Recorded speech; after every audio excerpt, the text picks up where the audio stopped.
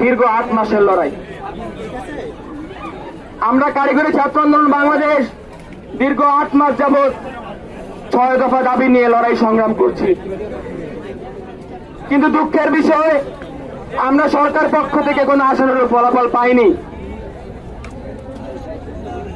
আজ সারা বাংলাদেশের প্রতিটি জেলায় একযোগে বিভাগীয় জেলা সমাবেশ পালিত হচ্ছে।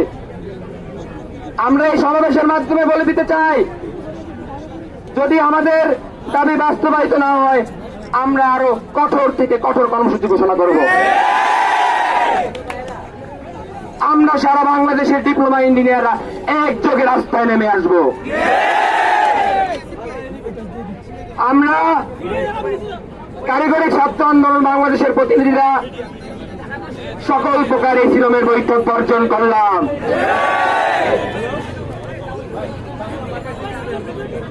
এই লড়াই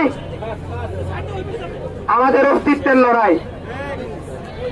এই লড়াই গণঅভ্যুত্থানের নতুন বাংলাদেশের বৈষম্যহীন বাংলাদেশ গড়ার লড়াই। আমরা সারা বাংলাদেশের পলিটেকনিক ভাইদেরকে ঐক্যের আহ্বান জানাই। 6 দফা দাবি যতদিন পর্যন্ত না বাস্তবায়ন হচ্ছে আপনারা রাজপথে থাকবেন থাকবেন থাকবেন।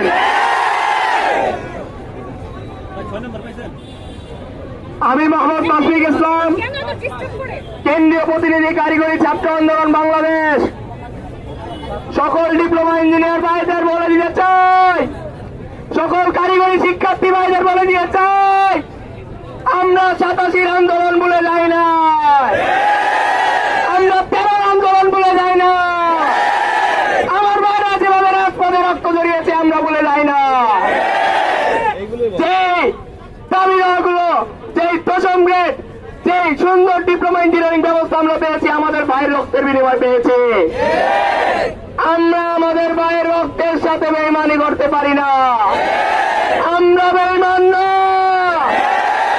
সকল পলিটিক্যাল ভাইদের উদ্দেশ্যে বলছি, আজকে আপনারা কেন্দ্রীয় নির্দেশনা অনুযায়ী কারিগরি ছাত্র আন্দোলন বাংলাদেশের কেন্দ্রীয় নির্দেশনা অনুযায়ী জেলা ভিত্তিক একযোগে সমাবেশ পালন করছেন। আপনারা সকল সমাবেশে ঐক্যের ডাক দিয়ে দেন। আমরা আমাদের সকল ডিপ্লোমা ইঞ্জিনিয়ার ভাইদের আমাদের পাশে চাই। এই আন্দোলন শুধু আমাদের শিক্ষার্থীর আন্দোলন নয়, এটা সকল শিক্ষক, শিক্ষার্থী, পেশাজীবী, ইঞ্জিনিয়ার সকলের আন্দোলন। আমরা জানি আমাদের জুনিয়র ইন্সট্রাক্টর পদে পদোন্নতির জন্য স্টাফ ইন্সট্রাক্টরদের পক্ষে যে রিট গিয়েছে, এই রিটকে ছাত্র সমাজ কালো রিট আখ্যা করছে। এই রিট অনতিবিলম্বে বাতিল করতে হবে।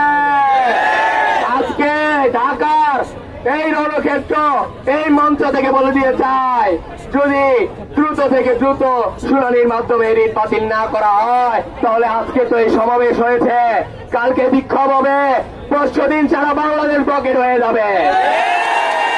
আমরা চাই সরকার